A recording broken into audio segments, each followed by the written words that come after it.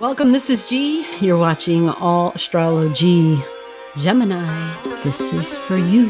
We're going to talk about your December. I've got your astrology all set to go. Stay tuned because we have a full moon coming. And yes, Gemini, it's in your sign. So this month we have one ending and two new beginnings. That's what we're going to talk about for you. All right. So Gemini, the first event begins at the beginning of the month of December. It's around December 7th. Now, December 7th is this full moon that I spoke about. It is a full moon in your sign. It's at 16 degrees. So if you have something at that location or 2 degrees before, 2 degrees after, so 14, 15, 16, 17, 18, comment to me and let me know so I can give you a little bit more information, possibly more details. And I'm probably going to ask you, where is your natal Mercury? Keep that in mind. If you want more information in your own chart, right? Gemini's ruler is Mercury. So what you do is you say, all right, so that means I see Gemini in the first house, but if my ruler is Mercury here, where is my natal Mercury at? Right. So you go and you find it. You go and you see what house it's in. And then you also see what sign it's in. All of those pieces of information will give you more details as to what this full moon would be about. Now, full moons, we'll go over this real quick. Full moons are endings. It's a completion of a cycle. I can think of a Gemini who I hope this is what it means for her in particular, because Gemini is like hands and wrists and fingers. Think about Gemini energy, texting and communication, talking with our hands, right? G's talking and doing all this and that and whatever, although I've probably calmed down a little bit on that. But yeah, talking with the hands, or communicating with the hands, right? You're right, sign language. So Gemini energy, my friend has had, I think she said she's been working with a cast on for, I think it's, gosh, I don't even know how long it's been. It was in the summer. It was in the summer when this happened, and now we're in November. So hopefully this means, hopefully for her, this is all about the cast coming off. Hopefully that is what is over. That would be a great thing for her, for that to be over with, for her to be perfectly healed, and for that to be ending. So that, because it's the physical body, the first house, if I didn't say that so far.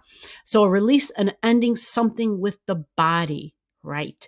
Now, this could be your location for some folks, depending upon, like if you're moving or if you're working at a new job or planning on getting a new job. Sometimes when we work a new job, we have to change where we live and vice versa, right? You move to a new location and it's like, oh, I got to find a job now, right? So something could be changing. I don't anticipate it to be anything huge typically because it's just a full moon, right? Paying attention to your IC and your midheaven, would make it a little bit bigger of a deal if this squares those exactly. Again, the degrees are 16, so 14, 15, 16, 17, 18. A release, a closure, an ending. This does have to do with your appearance and with your body. So maybe for some, it's just changing how they look, changing the hair, changing the clothing, weight loss, weight gain. When we think of our body and the different things that can change, Gemini, hands and arms. So if somebody was wearing a cast and is no longer wearing one, that's awesome. And it's an ending. So I love this release. I love that it's the end of this cycle. So likely different ways that we're thinking about our own body as well. Because again, that's Gemini is the thoughts. So how I think about my body, how I communicate, but how people appear, people, when they look at me, what they're seeing, what appears to them when they look at me is going to be different. Okay. So something is ending. Let's pull a card to get more details as to what that could be for you. Because depending upon where your Mercury is located, some of you can have Mercury, in very different signs, depending upon when you were born. Mercury moves pretty fast. So this could be very different, right? Somebody may also be a Gemini ascendant, but yet for some reason it's extremely different. That's why, because the Mercury's in a different sign than you. So that's going to make that energy in the first house, your Gemini energy, it's going to look different. It's going to sound different. It's going to act different. It's going to appear different. That's the first house, how I appear to people. Okay. The cover of the book, remember. So they're telling me to cut the deck, like just simply, right? And to take that card. Nothing complex, very simplistic. And here we go. This is your card. Are you ready? Here we go. Shazam! What do you think, Gemini? Yeah, this is the Fool card. So just so that you know, I love this. I can't tell you how much I love this for you, especially the person I'm thinking of who was in a cast, because this card represents freedom. You see how we got Mars down there? This is the freedom card. Right. Big time freedom, which means there's no limitations. I'm not restricted any longer. I don't have a cast on any longer. I pray this is for you, girl. I hope this is what this is. But for all Geminis out there, this card is for everybody. There is some sort of a restriction that is being lifted, that is ending. And this is a group energy because it's Aquarius up there in the corner. So maybe you weren't able to be with friends anymore, or maybe there's friends that you were with that maybe that's ending. Something to do with friends, something to do with group energy, something to do with your uniqueness, your individuality, the freedom of your body and actions. You see how the Fool, they're calling this person the Fool because they're walking, but they're not looking towards where they're walking. Okay. They've got their head kind of slanted to the side. They do have a walking stick, but they're carefree. They have no worries, right? The only thing we got to be careful when we're like this, Fool energy, is to make sure we're being wise and we're looking before we're walking. We're being careful. We're not just going out there willy nilly. All right. But this is a card that represents freedom, independent actions of my body, and yeah, taking those first steps. The next event I'm talking about is Jupiter. And I'm talking about it because Jupiter is going forward now. All right. When we get into December, it's like December 19th, right? Second week, third week of December, second week, 20th, right? So December 19th, Jupiter going back into Aries. Jupiter going back into Aries energy. So Aries is the body. You see where we're going with this? We just got done talking about your body. Jupiter going back into Aries. This happened in June of 2022. Okay. So what happens when Jupiter goes into Aries, many times we do things, we move too fast because we're all about, oh, I got to do this. I'm going to go do this. And we just do it, right? We don't pay attention, like there was something on the floor and we trip over it and we get hurt. And that's the caution when Jupiter goes into Aryan energy, is be more, just, you have to tell yourself to slow down, to stop, take a breath, look around before you proceed. And that's interesting because you got this card, right? This card that kind of talks strongly about not looking where the Fool is walking, right? So you got to just make sure you're just being aware and being alert and paying attention to your surroundings. Because Jupiter going into Aries, when we think of Aries energy, it's impatient. It's like the child, right? It says, oh, I'm hungry, and it just eats it. It might not be aware that it just ate something that it's allergic to, or that isn't going to agree with it, or something that it might not even be edible, right? It's kind of like that energy. You know, the kids are little and they ram everything in their mouth, and you're like, oh my God, they're eating dirt. So it's kind of like that because that's Aryan energy. Okay. And that's because Jupiter touches on it. Now, this will be for all of us. This isn't just for you, Gemini, but for you, this is happening. This is the part where the astrology comes in. For Gemini, this is happening in your 11th house of friendships.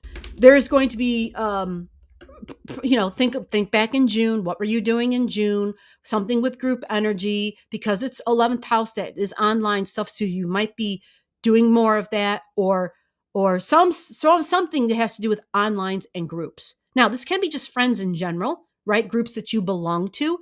And if Jupiter is going there again, all of a sudden that becomes important again. Jupiter's like, yeah, let's get involved in that. So Jupiter in Aries happens December 19th. Remember, Aries can be impulsive, but it can also increase our irritability factor, right? Because it's our Aries wants to just do things. It's about its own bodily freedom and autonomy. That's Aryan energy. So when Jupiter gets there, it is just all about that. It just becomes all about like the me show, right? Me, me, me. Yeah. Our ego kind of gets amped up. So we kind of have to be cautious. And so with your friends, with people that you're relating with, just keep that in mind because they're going through it too, but it happens somewhere else in their life. For you, it's going to be like when you're around your friends, you want to be out front. You want to be in the lead. You want to be the one that everybody sees, right? And so being first is likely going to be a big deal, right? You'll like be making a point to make sure that you're first because you've got Jupiter there, Jupiter in Aries, right? It just kind of whoosh, adds to that. Let's pull you a card. And we're going to do a quick shuffle until I hear different because they're saying to stop. I just did that and they're saying take the card off the bottom this time. Okay, so that's what we're going to do. Are you ready? Here we go. Amazing. This is the Aries card, and it's about emotions. See the little child? The child is mad because something broke. Something did not work out the way that it wanted it to. It broke. See the toy on the floor? It was like one of those fake horses. It was the stick with the horse's head on it. You see that?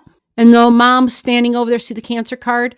Mom's like, she's just watching the child stomp away, angry. The child is mad because the toy broke. It didn't work out the way it wanted it to, right? And mom's like staying calm and just observing and watching. Mom's like, okay, the little hothead has to get it all out. Let the little hothead go and get it out, but mom's keeping an eye. So everything's going to be okay. There is protection. There is something, some sort of a divine energy that watches over the public, right? Soul family, your tribe energy is there because it's Cancer energy, which is the tribe energy. So there's something where there could even be anger involved, but it's speaking to the little me, the child inside of all of us. And at the end of the day, when we talk about Aryan energy, this is for everybody too, right? When we talk about Aryan energy, it's the degrees of the little me inside of myself. So things happen when we were young and we never resolved our ways, right? We never figured out, what those pains were from or the cause of the pains. And then as an adult, we may still sometimes blame our parents or whoever, right? Whoever the nurturing figure was in someone's life. So what happens is when we mature, because Aries is mature when it ages, right? It's the fine wine. It takes years before it gets there.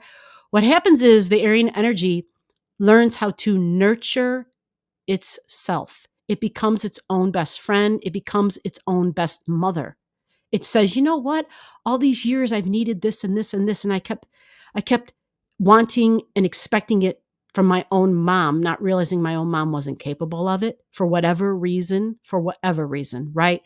And I found out once I grew up, I can give myself what I needed. I didn't need it from mom. Because at the end of the day, we're the only ones who can truly love ourselves the way we need to be loved. No individual, nobody out there can do that for us. Not really. Not when we get right down to it. It really comes down to self-care and self-love. So Aries is learning that. So this just says to be patient, that things sometimes don't always turn out the way we want them to, but it will be okay. There's always another toy, and after all, it was just a toy. A new beginning for you. And this new beginning, this is going to be more towards the end of the month. It's almost near Christmas. It's December 23rd. It's a new moon energy. So this new moon energy happens in Capricorn. And this is exciting because I know a lot of people looking for work. And that's what Capricorn is, my career, my profession, right? So Capricorn energy is long-term goals and ambitions. And when we get a career, when we have a job, we're working because we're trying to establish and maintain long-term financial security. And this is that sort of a new moon. It's all about my goals, my long-term finances. How do I establish them? How do I sustain them? How do I, just what do I got to do? Like what are the steps I got to take to climb that ladder and to reach, to get the acknowledgement, to get the recognition, and to reap the rewards that Saturn promises. And I'm saying Saturn because it rules Capricorn energy. So this happens, right? This Capricorn new moon is at 1 degrees and 32 minutes in Capricorn energy, new moon on the 23rd, and it's at 4:16 a.m. So if you're doing wishes or writing intentions or prayers at home, 4:16 a.m., you want to do it the 8 hours before the new moon, before that time. 8 hours before is usually the prime time, the strongest time for the building energy of manifesting something, career, goals, and ambitions. Now, Gemini, this is in your 8th house. So if it's in your 8th house, this is your deep emotions. This is really lines up with everything we've been talking about so far. There's emotions connected to male figures in your life because it's Capricorn energy. You got Capricorn in the 8th house, right? So Capricorn energy, this can be very beneficial when you're working with people or when you're working for individuals because it's bonding energy. It means that the people that you work for professionally or have professional partnerships with, you have soul history with these people. Right. That can be very beneficial. You can use this to your advantage as long as you are willing to work for it. And you have to do it in a very ethical way because that's Capricorn. Capricorn, on a high level, it expresses in an ethical way. And I'm saying ethical because that is what's required. It's not the hare in the race, it's the tortoise. It goes slow, it's methodical, it's ethical, it doesn't cheat. Now, you may say, hey, wait a minute, I know Capricorns that cheat. Yeah, we all do. But that's Saturn's place. That's Saturn's business. Let Saturn worry about that. When we have someone who's cheating to get ahead, one day the bell will toll for them, okay? And they'll get thrown back to the start button, right? They get pushed back. When we think of Simon Says, getting pushed back to start because we didn't follow the rules. When Simon doesn't say Simon Says, right? We get pushed back. We get pushed back to the front of the line, or I should say to the back of the line at the start. We got to start all over again. So look for the degree 132 in your chart. Find out where it is for some of you. Because that is such a low degree, you may possibly have some Capricorn energy in your 7th house. Look and find out. If you don't know and you want to know, comment to me below. I'll help you figure that out. All right. Because it will change the meaning for you. And then I'll tell you what to do, or I'll just help you figure that out. Just comment to me. All right. So we're going to toss these around a couple more times and pull you a card, Gemini, so that you have a card for your new beginning. Remember what I was talking about, this being in your 8th house? It's saying that male, or I should say masculine energy, but more importantly, authority figures. So whether you had a dad or a mom, somebody who was an authority figure in your life, so these could be bosses at the job, okay?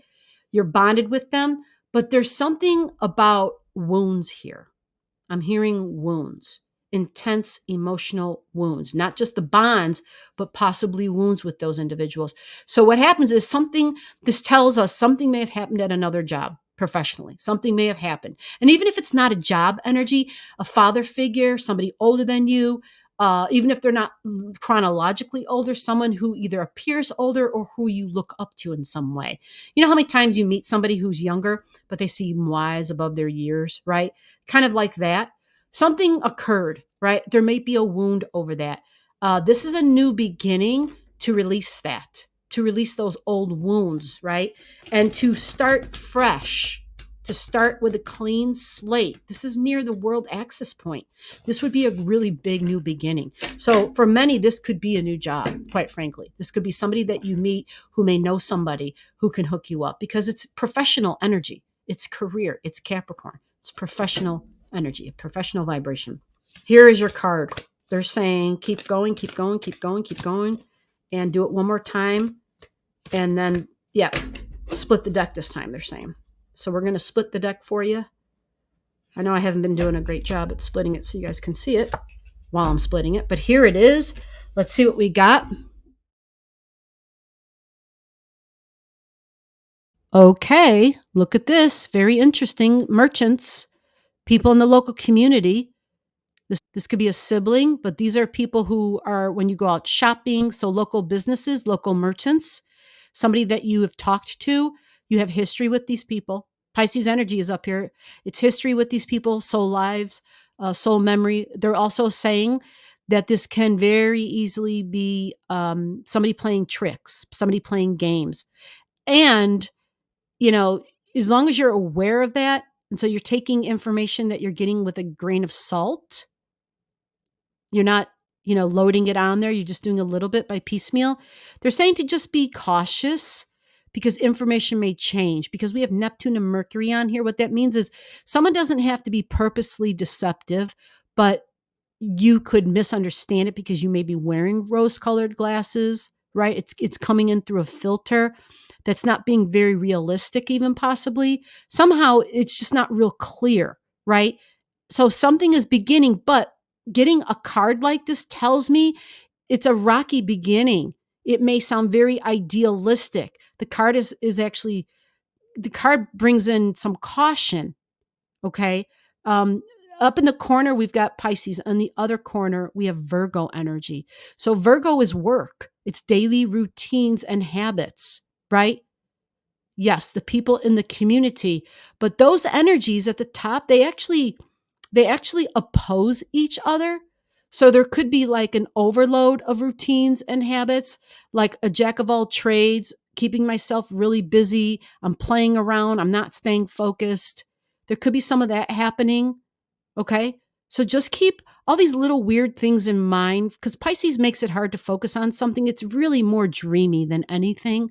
It's really beautiful and creative, right? It wants to have understanding. But having Virgo here, it's about, Virgo energy can bring work. Okay. It can be. But I guess what this card is saying is to just make sure you're very clear on what the responsibilities and the duties are of the job so that you're aware of what it is you're signing up for, what it is you're agreeing to, what is it exactly that's expected of you, right? So there's no vagueness. We want things to be clear and on the table. Because see how they're playing the shell game? The guy who's doing the shells is kind of like the trickster, right? Like that's his job, is to be the trickster. So they're just saying make sure that everything's on the table, that everything's very clear, and that there's no miscommunications. So enjoy your December, Gemini. Happy holidays. So below the video, I'll have all the degrees for those of you who like to pay attention to the degrees in your chart. Again, if you don't know and you want to know, just comment below.